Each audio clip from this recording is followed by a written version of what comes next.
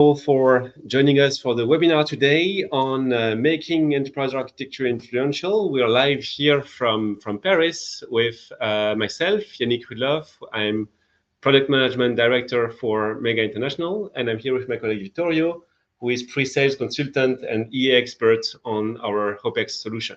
Hello, everyone. So very glad to have you all with us today. Very important presentation for us today to make sure that all the practices that we support for enterprise architecture are getting influential and providing value. And so the idea of today and a few objectives that we will share with you today are about demonstrating our, good point, thank you, Vittorio. Demonstrating how EA will deliver measurable business value and become embedded in organizational culture. So the key talking points we're going to talk about today are about EA, of course, and talking about outcomes. So not focusing too much on the technical EA and frameworks, but more talking about what we can get out of our EA program.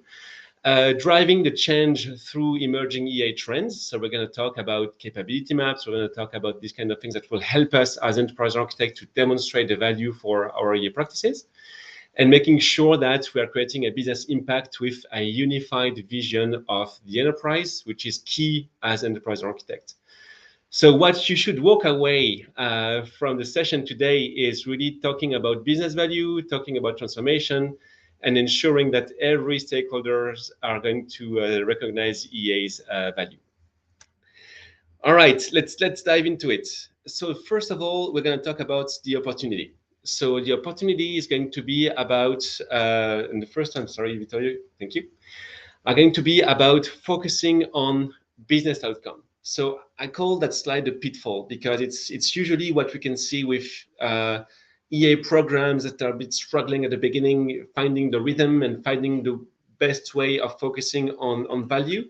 It's rather than these programs might be too much focusing on technologies, on frameworks, on I would say the technicalities of EA, and not so much on business outcome. So the reality is that what we think here is really to be able to have EA practices focusing on the problem, prioritizing the use cases, and making sure that we cross-pollinate capabilities whenever we are doing these kind of things.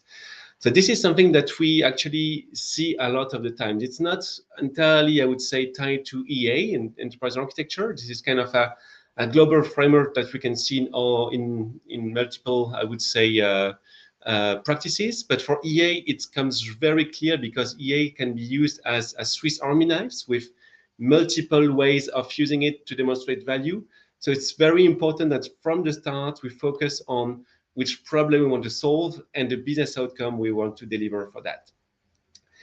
Now, the idea is that when we talk with our customers who are working on I would say, their EA practice, and when I think about the most successful EA practices that I've seen so far with our clients, it's really when these practices are linked to the business strategy of the company.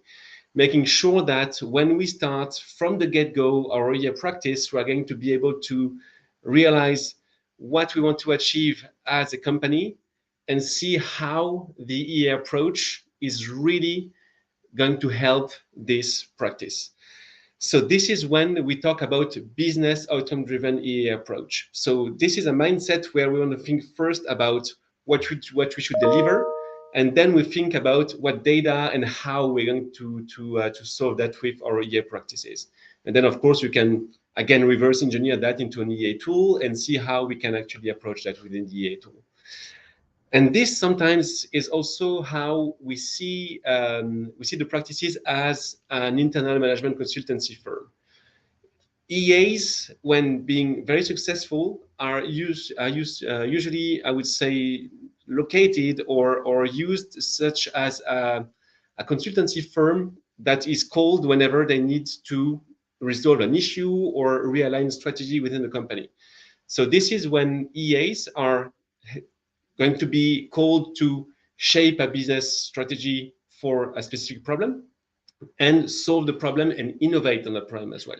So it's really about connecting business to execution and seeing the EA practice as an internal management consultancy firm. Now, of course, that I would say world-class EA program, there is steps to go to that point, right? It's not something that you're going to build overnight. And this is how at Mega we've came with, I would say, an approach, a framework, four-step approach, I would say, that's going to help us build that influential EA program that is going to give us that really, I would say, best situation for EA programs. Usually, when we start these EA practices, we start at the initial phase that you can see here on the left. This is usually when we are at what we call the noisy phase. So EA is being seen as a bit noisy. There is no real perceived value at the moment. EA is seen as an extra effort. There's nothing that I would say is going to make the appeal right now for the company at this stage. Now, the goal is from that initial stage to move quickly to the useful stage. You want to build an EA baseline, and what you want to do there is to produce value for a few stakeholders. You're in that case in what we call the push mode, meaning that the EA practice is going to push value to a few select stakeholders and demonstrate that you're going to be useful on helping them tackle some issues that they're dealing with in their different use cases. Now, at this stage, again, you're still pushing the value to someone. The idea from there is to cross-pollinate these use cases that you started to do with the first group to others.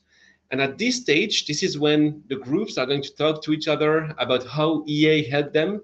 And with a coffee, with the lunch, for instance, they're going to talk about it, and they're going to really start to be an advertiser for the EA program and what they did for them.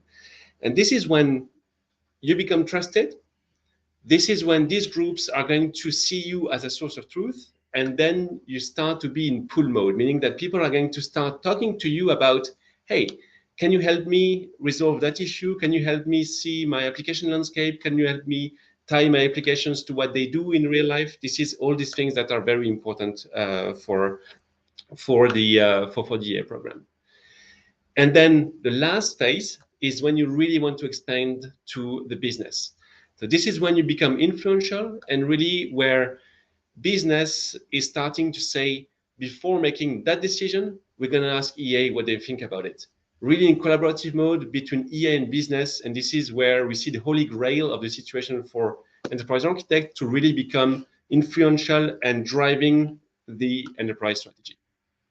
Then again, these 4 steps, we want to make sure that they are achievable, and we want to make sure that these 4 steps are not going to take forever. So the first phase that we're going to demonstrate today with our HopEx tool is building the EA baseline. So making sure that we move quickly in a few weeks from noisy to useful. And for that, I give the stage to my colleague Vittorio. Thank you, Yannick. So let me switch to HopEx. So I hope you're ready to get into the specifics. What I'm going to address right now is the first step. The first step where you're going to want to move as an EA architect from a catalog approach, listing all of your IT assets, your infrastructure, etc., to a business-driven EA department. Some of you will be already familiar with this. Some no, depending, of course, on the maturity of your EA department. But basically, what are we going to talk about? Let me show you. So what you're seeing here is the HopEx tool. Maybe some of you have seen it already. It's the last version, HopEx Aquila, for those who are curious. And this is the homepage. Let me move directly to the business capability. So I'm pretty sure some of you are already very familiar with business capability maps, but for those who are not, the business capability map is a visual representation, basically, of what your company does.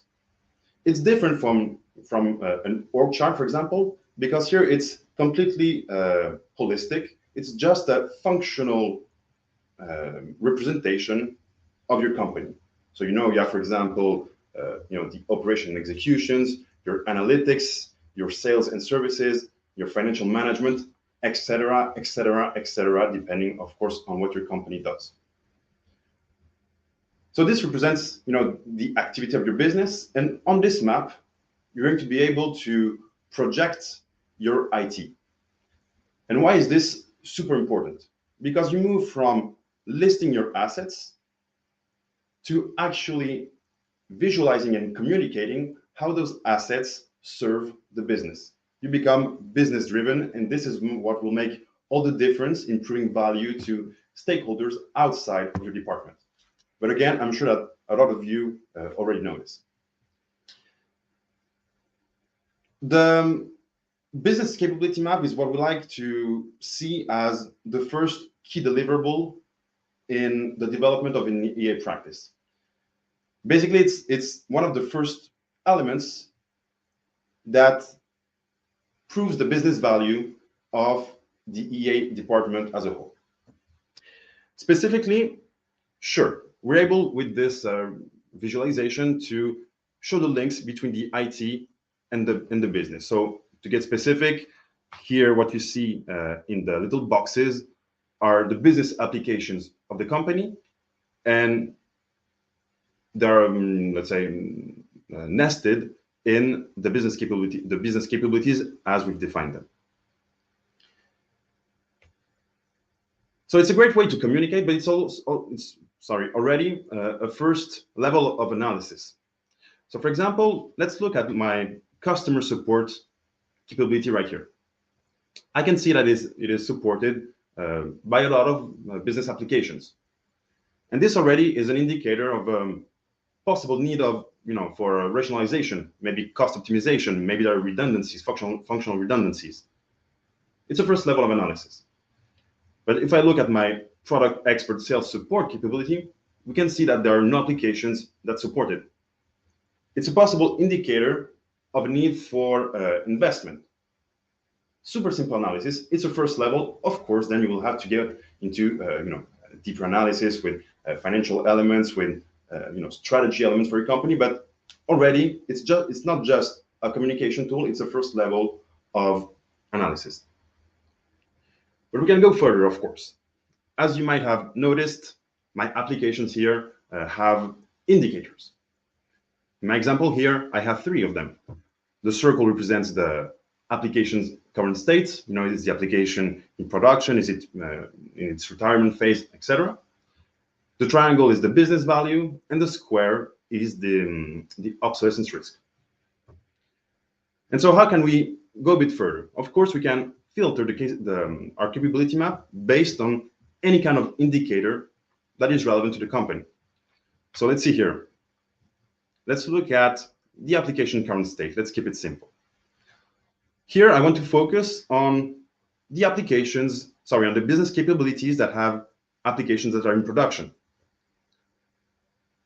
Perfect. I can see another level of analysis to see which capabilities are undersupported or were supported again. And that's today, where the 9th of April, 2025, I have my static analysis. But I can also take a look at the state of my architecture in the future, for example, in 2028 and further. And I can see my business capability map evolve, which is a super important element to be able to anticipate the evolution of the IT and make all the right decisions, all the right investment decisions mostly, to make sure that the IT is always ready to support the business. This is one example, but it shows that there's a fairly quick way to provide great value to the EA departments as, let's say, as an enabler for the business as a whole. But of course, you don't just get your EA tool and magically have a business capability map. You first have to, get the right visibility over your IT landscape. And so, this means basically building the inventories. That's the cataloging part of your IT EA practice. I'm sure that most of you already have something. I'm used to seeing people with Excel sheets, with list of applications, technologies, and whichever assets are relevant. That's great because you can avoid starting from nothing. OpEx is, you don't have to recreate everything. That would be a bit long. You can simply import the content directly in the tool and start with something. Or even better, you have a CMDB, you have ServiceNow. That's great because you have integrators out of the box in OpEx that allow you to fetch all that content and quick start your IT inventory. Or maybe you have none of those. And we have a solution for that too. We are able to scan your infrastructure to uncover all of the assets that you have in your infrastructure. Again, what you have here is the possibility to quick start your EA practice and not lose time on the tedious part, the initial part. But it doesn't stop here because we've spoken about not being stuck in the cataloging part, but being business driven. What you have here is the possibility to quick start the creation of your business capability map thanks to AI. So we've been working a lot, as you might imagine, with AI in the last years. And what we have right now is the possibility to automatically link your business applications to your business capabilities. So what you see here on screen, as you might recognize, is the business capability map with all your new applications. Let's say all the links between your applications and your business capabilities suggested by an AI. And why is that important? It's important because you can reach that business-driven approach not in years, but in a matter of weeks. And this is a game changer because reaching the first useful phase, or the second point in what Yannick showed just a few moments ago, is the key to building the foundations to prove value to stakeholders outside of the EA department, which will be the point of the rest of the demo after Yannick's next speech. Thank you very much, Vittorio. Indeed, with this, I can clearly understand that at the useful phase, we want to have a capability map that's going to help us talk with the business and making sure that we talk the same language. And it's true that usually we can see practices struggling a little bit to inventory their applications, technologies, and that AI would really help solve that in not a matter of months, but weeks now. This is really great. I really appreciate that. So now we might ask ourselves, what's next, right? So we've built our inventory of applications, products. We mapped it to the business capability map. And now we have to move to the next stage, becoming more, I would say, trusted than influential. So when I think about EA in a whole, I think that the purpose is really to align enterprise execution by design to the company strategy. So making sure that when we're building new processes, making sure that when we're building new architectures, new AI, LLMs, new applications, microservices, etc., that all of that is aligned, again, by design to the enterprise to the company strategy, making sure of that.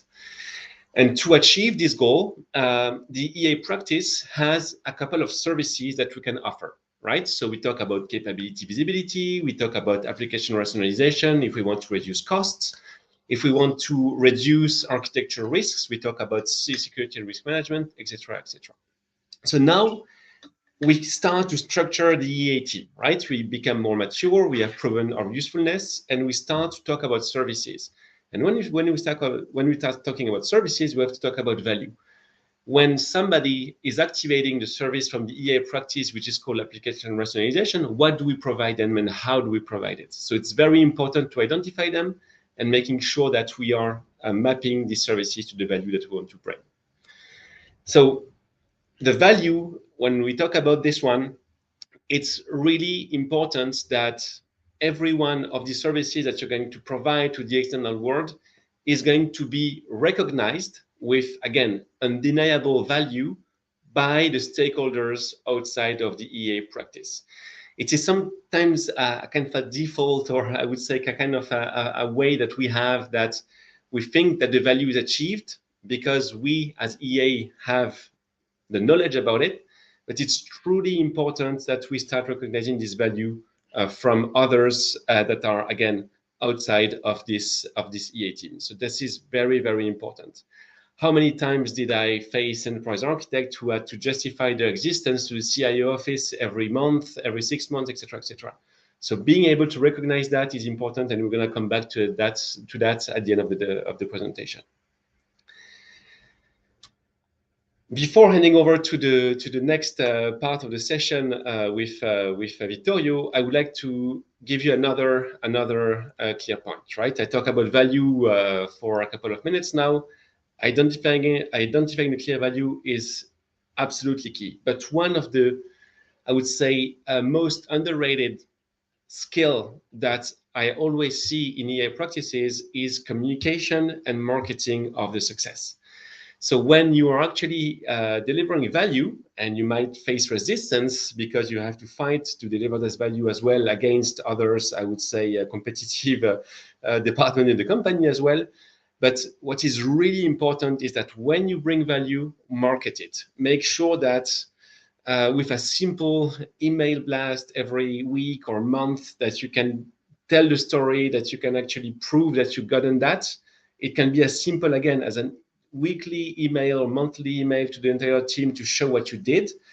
And there, the point is really not to boil the ocean, right? Making sure that we're talking value outside of the EA team, and not talking about how many diagrams we've built, but really about how we helped the company transform and how we helped the company achieve company goal with the EA program.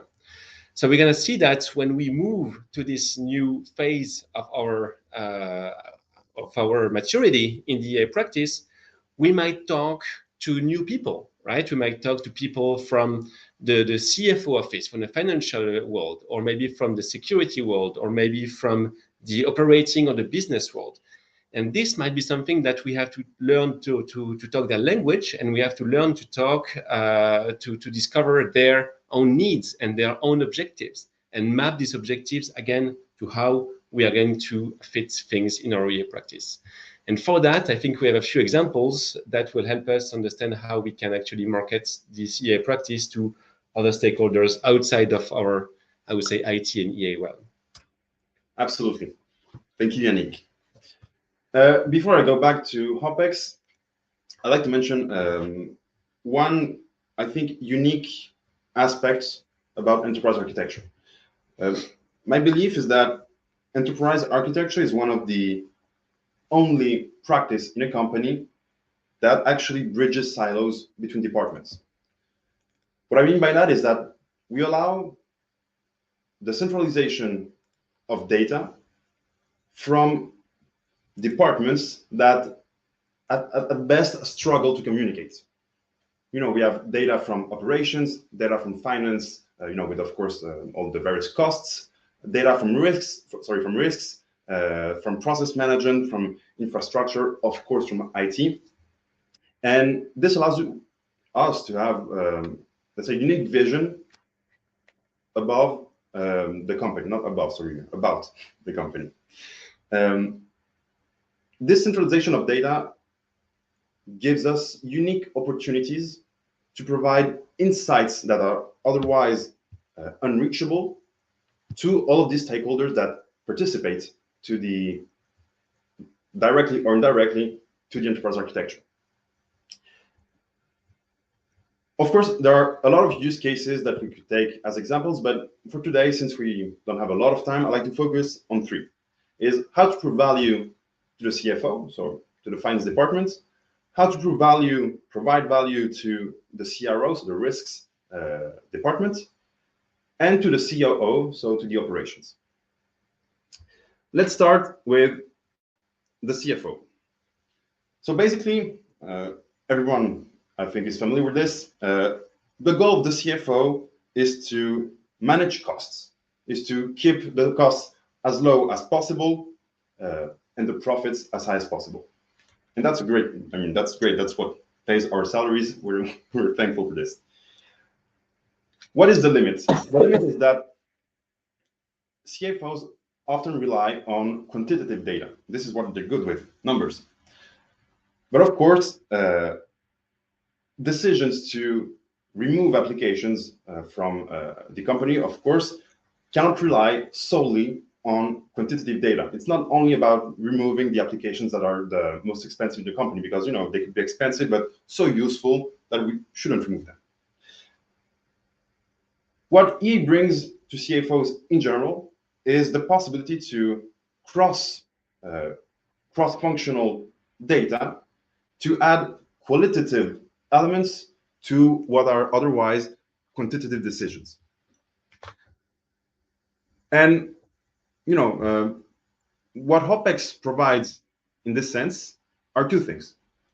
The first thing is how to actually gather this data from different people, because it's easy to say that EA basically speaks with everyone, but in practice, how do we do it? What you have in a tool like HOPEX is the possibility to automatically gather data from people, so through automated workflows and surveys, to, for example, let's say, identify the business value of your different applications on one side. And also, why not integrate or use integration with a finance tool to import the financial data for the same applications. And what do we get from this? Of course, is the possibility to compare application costs with their business criticality, in the business. And in HOPEX, we'll have out-of-the-box reports like the one you see on screen, with a classification of your IT inventory, so in this case, specifically applications, and recommendations based on these elements that I've just mentioned. So the business value, the technical efficiency of the applications, their functional support, and of course, the costs. And this is super important because we can identify ideal candidates for rationalization that will the least impact the business. So this moves the quantitative, the flat quantitative analysis, which of course is super important, to a qualitative vision, or let's say a two-level analysis with both the qualitative and quantitative data. And this allows the EA architects to again move out of the catalog, the flat catalog vision, and provide actual business-driven analysis to the to outside stakeholders, but in this case, the CFO. This is, of course, one example of the type of value that you can bring to CFOs. You could go much further. You could go to all the transformation possibilities. In this case, you have the possibility to eliminate those applications, but you could also talk about renovation, maintenance of existing application, etc. In any case, you will have this much deeper vision of the opportunities that arise from an economical standpoint in your IT inventory. This is for finance. I also mentioned the CRO, the risks office. What do CROs want to do? Basically, their need is to, of course, manage and mitigate risks and anticipate the direct and indirect impacts that the realization of those risks would have on the company. But the limit is that you don't have that many ways to actually assess the impact of a risk on the company. Sure, you can imagine, you can suppose a lot of things. Some are obvious, some less so, but it's hard to have a real clear data-driven vision of the impact of a risk on the company. Again, what EA provides in this case is the centralization of different paradigms, which allows to see how a risk is related to the IT and how the IT is related to processes, to operations, etc. So again, to get very specific, I'm going to take one example. Let's talk about one type of risk the obsolescence risk, which I think will sound familiar to everyone here. If I come back to my business capability map, I can filter my map based on the technological obsolescence of my assets, as well as their current state. So in this case, applications in production. And again, I will move through time until, let's say, 2028, and identify all the applications that pose a risk to my different capabilities. Perfect. That's, again, a first level of analysis. I can see where my risks are and how I want to prioritize the different capabilities to support. But I mentioned impact analysis. Let's take a precise look at this. So through this centralized and transversal vision, I'm able to have this kind of mind maps that show all of the relationships that exist between any kind of asset in the company and the rest of the infrastructure. And I say infrastructure, I shouldn't say this, just the rest of the company. I can see which processes are impacted by my at-risk application, which projects, which application flows, which is super important. Let's say, in any kind of process, you have applications that communicate with each other. I mean, that's the case everywhere. Which IT processes and which processes in general will be impacted by that? Which data will not be sent anymore because of this? I can anticipate this risk. Same goes for servers, the technologies, etc. This allows you to really navigate the intricacies of your company, starting from one point, a risk, and then moving to all of the impacted elements until you reach all the indirectly impacted assets of the company and make all the right decisions as a CRO to anticipate and mitigate those risks. And I've mentioned technological obsolescence. That's an interesting IT risk, but we could speak about any kind of risk. It could be financial risks. It could be exactly the same process. Even physical risks. Why not natural disasters, etc. All these elements can be assessed through this kind of tool like HOPEX. And just to be clear, you can go very far. For example, I can look here at the technologies that support my business applications, navigate to the same type, of assets and visualization, and see the indirect link with the other assets in the company. And I can go as far as I want until I reach a level that I consider satisfactory in my analysis. Again, this is a type of vision that is enabled by the centralization of data, which again is a unique element that EA benefits from. Before I move to the next use case, what I like to insist on is, I think, the necessity as enterprise architect, and this is what I see. Let's say the pitfall that I see often is the risk of being too IT driven and not business driven enough. And this is the point that I want to make very clearly. If there's one thing that is super central from the examples that we're mentioning here, is the necessity to not speak our language, but to speak their language. They care less about our diagrams. They care less about our technical infrastructure, which, of course, are incredibly useful, but they're useful to us. What is important is how to be useful to them, how to give them elements that that speak their languages and not ours. This is, I think, how we manage to prove value as much as possible. Anyways, the third example is operations. The COO's goals is to improve operations, make sure the company is as efficient as possible, and to improve overall processes.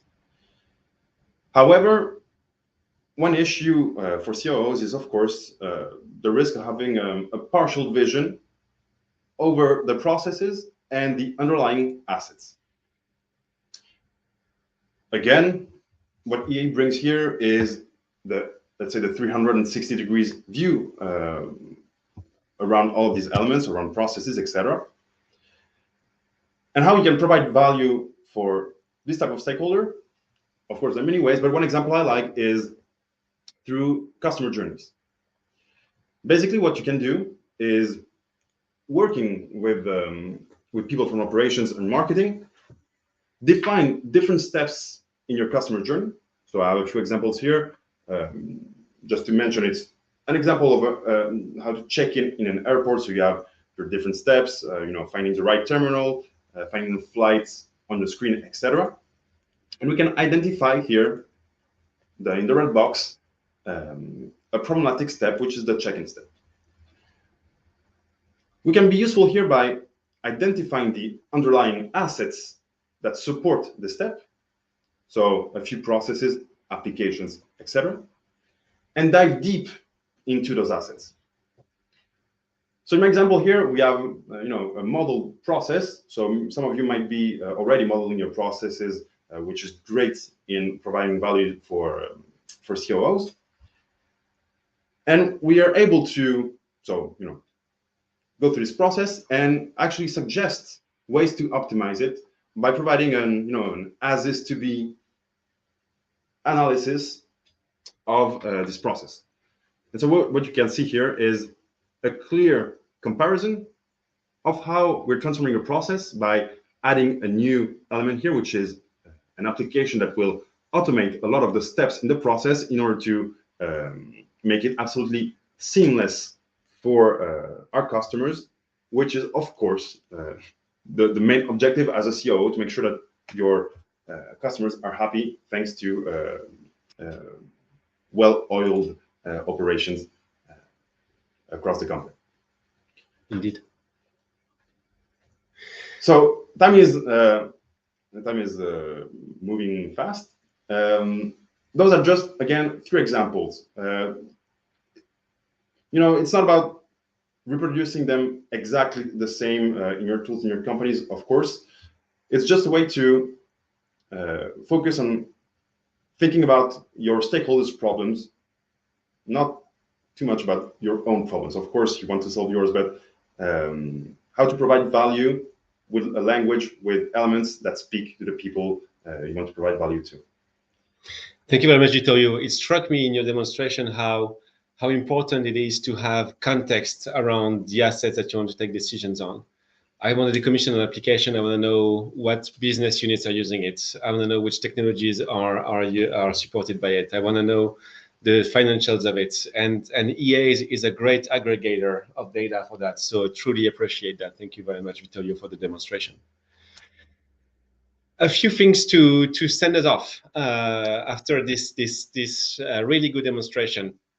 As a recap, right? So making EA stick is really making sure that we move from technical advisors to strategic business partners, progressing from noisy to influential in our, I would say, maturity ladder that we had before, and focusing a lot on the business outcome that we want to provide to the business. So the path forward, what I would really, I would say, provide as an advice to anyone working in EA and kind of wanting to go up the ladder of maturity is really be selective and target your EA approach. Vittorio presented it today with multiple stakeholders, but don't do it all at the same time. Focus on where exactly your company is at today. If, for instance, we're thinking about reducing IT, make sure that we can actually provide the context of this IT for the business and making sure that they make the right decision. So identifying the clear value for stakeholders and continually market the success that you're going to have with this team. So that's very, very important. So again, encouraging anyone to really focus on what we want to solve today. One slide that I always kind of finish my talks on, because I really like this quote. It's about Albert Einstein, and he says that if he had a problem and his life would depend on it, he would spend, and he had an hour to solve it, he would spend 55 minutes to determine the proper question and only 5 minutes to kind of solve the question. So that is really what we have to think about now. It's all about execution, of course, but it's also about focusing and framing the problem that we want to have. So frame the issue, ask why 10 times if needed, and make sure that the value you're going to deliver from the EA practice is going to be sufficient and clear for the stakeholders to use it. So my question to you all, which is a rhetorical question, of course, is thinking about the problem that you are trying to solve at the moment within your company, knock on doors, ask questions. That's going to be the most powerful thing that you can do today. And that's it for us. Thank you very much for listening to us for this 40 minutes. And we're going to dive into some questions that might have been asked during the session, and some questions that we also had prior to the session. So let's see what we can get there. So we have a first question that was asked prior to the session that I really liked. It's about, I would like to know how to introduce architecture in the organization. And this is really what we try to solve today, right? So to summarize that, it's really about making sure that when you are communicating on that, talk the business language. And one of the business language is business capability, because they understand these capabilities, and usually these capability maps have to be built with the business so that we talk the same language. So this is really a bridge that we can see. Not everyone in their companies can discuss capability maps with their business. I understand that it's not always the same case, but there is a little bit of work to do there. But it's close usually to what they know and to how they see the structure of their business. So my advice here is really start from we would call it a T-shaped architecture. So do not dive too much into the details, but be more holistic about applications and so on, and connect that to the business world. That, I think, is a really good first step to introduce architecture in companies. We had a question that was related to that, that was asked today, which is about capability maps, and mentioning that capability maps are a powerful way to demonstrate value for the EA practice. However, that person noticed that sometimes there's a lack of understanding of the business on the capability maps. That I totally understand.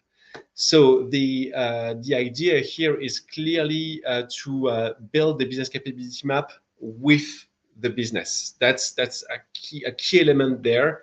It can take a bit of time to arrive to kind of the same vision, but normally this type of structure, they have to be shared and useful to the business.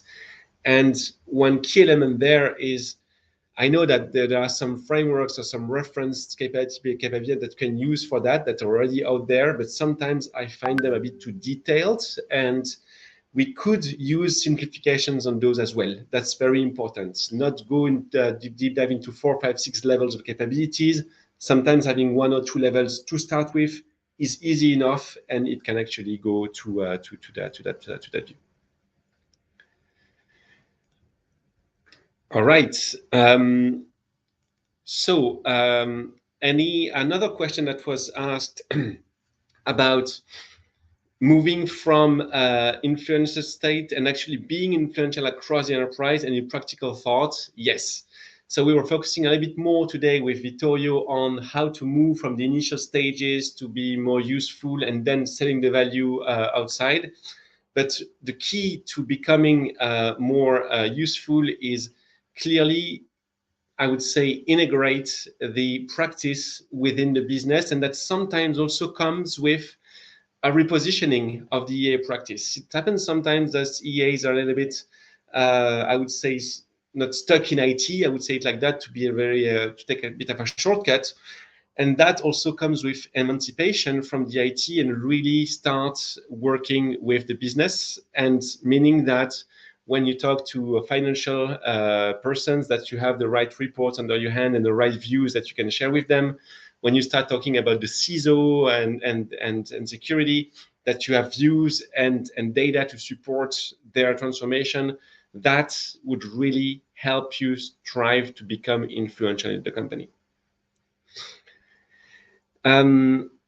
It is possible, and I think we're out of time, but I'm going to take one last question that's going to be important here is, Is it possible to get a test run of HOPEX? Yes, of course. If you're interested in anything that we showed today, there's going to be a recording of the session, of course. But if you're interested in testing our solution, go to our website, www.mega.com, and you'll be able to ask for a test environment, and you'll be able to start using the tool as Vittorio did it today, and actually start getting some value out of it. So that's really nice.